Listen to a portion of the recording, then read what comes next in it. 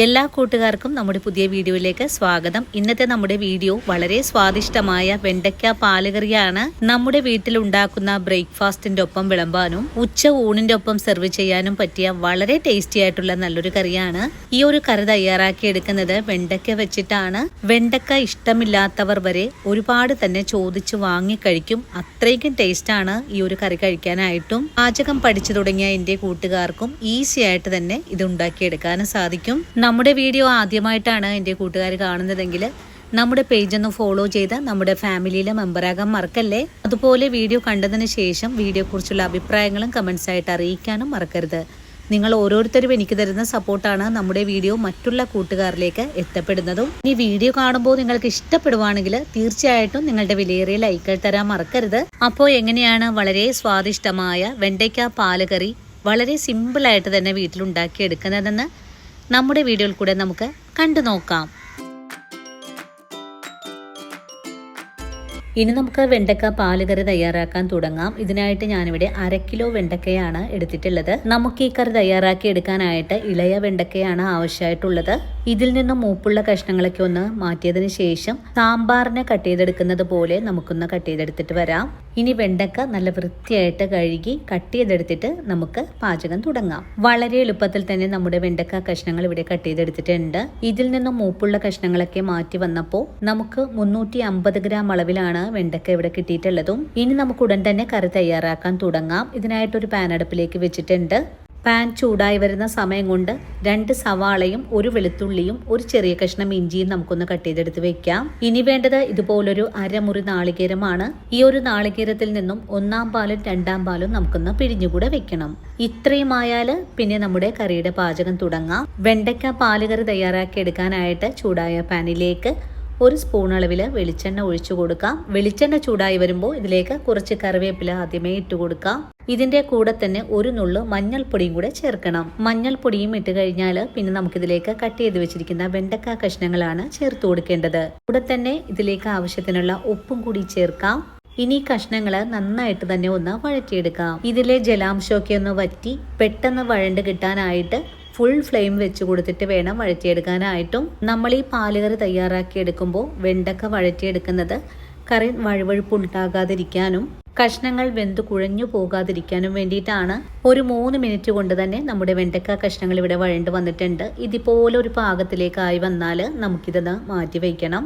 ഞാൻ ഈ വെണ്ടയ്ക്ക മറ്റൊരു പ്ലേറ്റിലേക്ക് മാറ്റുവാണ്. വെണ്ടക്ക കഷ്ണങ്ങൾ മാറ്റി വെച്ച് കഴിഞ്ഞാൽ പിന്നെ നമുക്ക് അതേ പാൻ തന്നെയാണ് വീണ്ടും അടുപ്പിലേക്ക് വെച്ച് കൊടുക്കേണ്ടതും. ഇനി ഈ പാനിലേക്ക് കുറച്ചുകൂടെ വെളിച്ചെണ്ണ ഒഴിച്ചു കൊടുക്കാം. വെളിച്ചെണ്ണ ഇപ്പോൾ ചൂടായി വന്നിട്ടുണ്ട്. ഇനി ഇതിലേക്ക് കുറച്ചുകൂടെ കറിവേപ്പില ചേർക്കാം. കറിവേപ്പില ചേർത്ത് ഒന്ന് വഴറ്റിയതിന് ശേഷം നമുക്കിതിലേക്ക് നമ്മളിവിടെ കട്ട് ചെയ്ത് വെച്ചിരിക്കുന്ന വെളുത്തുള്ളിയും ഇഞ്ചിയും സവാളയും ഇതിൽ ഓരോന്നായിട്ടാണ് ആദ്യമേ ചേർക്കേണ്ടത്. ആദ്യം നമുക്കിതിലേക്ക് ഇഞ്ചി കട്ട് ചെയ്തത് ചേർക്കാം. ഇഞ്ചി ചേർത്ത് ഒന്ന് മൂത്ത് തുടങ്ങിയാൽ പിന്നെ നമുക്കിതിലേക്ക് വെളുത്തുള്ളി കൂടെ ചേർക്കാം. വെളുത്തുള്ളിയും ചേർത്ത് കഴിഞ്ഞാൽ നല്ലോണം തന്നെ ഒന്നുകൂടെ വഴറ്റിയെടുക്കാം. ഇനി ഇതിലേക്ക് കട്ട് ചെയ്ത് വെച്ചിരിക്കുന്ന സവാളയാണ് ചേർത്ത് കൊടുക്കേണ്ടത്. സവാളയും ചേർത്ത് കഴിഞ്ഞാൽ വീണ്ടും നല്ലോണം തന്നെ ഒന്ന് വഴറ്റിയെടുക്കാം. സവാളയൊക്കെ ചെറുതായിട്ടൊന്ന് സോഫ്റ്റ് ആയിട്ട് വഴണ്ട് കിട്ടണം. അതുവരെയാണ് നമുക്ക് വഴറ്റിയെടുക്കേണ്ടതും. വഴറ്റുന്ന സവാളയിലേക്ക് അല്പം ഉപ്പും കൂടി ചേർക്കണം. വീണ്ടും വഴറ്റിയെടുക്കാം. സവാള വഴണ്ടു വരുന്ന സമയം കൊണ്ട് ഇതിലേക്ക് ആവശ്യമായ മസാലകൾ നമുക്കൊന്ന് അരച്ചെടുക്കണം. 2 സ്പൂൺ അളവില് മല്ലിപ്പൊടിയും 1/4 ടീസ്പൂൺ അളവില് കാശ്മീരി മുളക് പൊടിയും 1/4 ടീസ്പൂൺ അളവില് കുരുമുളകും 1 നുള്ളു നല്ല ജീരകവുമാണ് എടുത്തിട്ടുള്ളത്. ഇതൊരു മിക്സിയുടെ ജാറിലേക്ക് മാറ്റിയിട്ട് നല്ല വെണ്ണ പോലെ ഒന്ന് അരച്ചുകൂടെ വെക്കാം. ഇനി വഴറ്റുന്ന സവാളയിലേക്ക് എരിവിനാവശ്യമായ 5 പച്ചമുളക് കട്ട് ചെയ്തത് കൂടി ചേർക്കാം. നമ്മൾ ഇന്ന് തയ്യാറാക്കുന്ന വെണ്ടക്ക പാലുകറിക്ക് പച്ചമുളകിന്റെയും ഈ ഒരു കുരുമുളകിന്റെയും എരിവാണ് ആവശ്യമായിട്ടുണ്ടാകുക. പച്ചമുളകും ചേർത്ത് 1 മിനിറ്റ് ഒന്ന് വഴറ്റി കഴിഞ്ഞാൽ പിന്നെ നമുക്കിതിലേക്ക് 1 നുള്ളു മഞ്ഞൾപ്പൊടിയും കൂടെ ചേർത്ത് കൊടുക്കണം. ഇപ്പോൾ നമ്മുടെ സവാളയൊക്കെ നല്ല സോഫ്റ്റ് ആയിട്ടൊക്കെ ഒന്ന് വഴണ്ട് വന്നിട്ടുണ്ട്. ഈ ഒരു പാകത്തിലാണ് നമുക്കിതിലേക്ക് അരച്ചു വെച്ചിരിക്കുന്ന മസാലകൾ ചേർക്കേണ്ടതും. വീണ്ടും മസാലകൾ ചേർത്ത് ഒന്നുകൂടെ വഴറ്റാം. ഈ ഒരു സമയത്ത് മിക്സിയുടെ ജാറ് കഴുകിയിട്ട് 1/2 കപ്പ് വെള്ളം കൂടെ ഒഴിച്ചു കൊടുക്കാം. ഇനി വെള്ളവും മസാലയും ചേർത്ത് ഒന്നുകൂടെ വീണ്ടും വഴറ്റാം. മസാലകളൊക്കെ നല്ലോണം മുരിഞ്ഞു പാകമായി കിട്ടണം. ഇനി വഴറ്റുന്ന മസാലയിലേക്ക് 1/4 ടീസ്പൂൺ അളവിലെ ഗരം മസാലപ്പൊടി കൂടെ ചേർക്കുന്നുണ്ട്. നമ്മുടെ സ്പെഷ്യൽ മസാലയാണ്. ഈ ഒരു മസാലയുടെ വീഡിയോ ഞാൻ അപ്ലോഡ് ചെയ്തിട്ടുണ്ട്.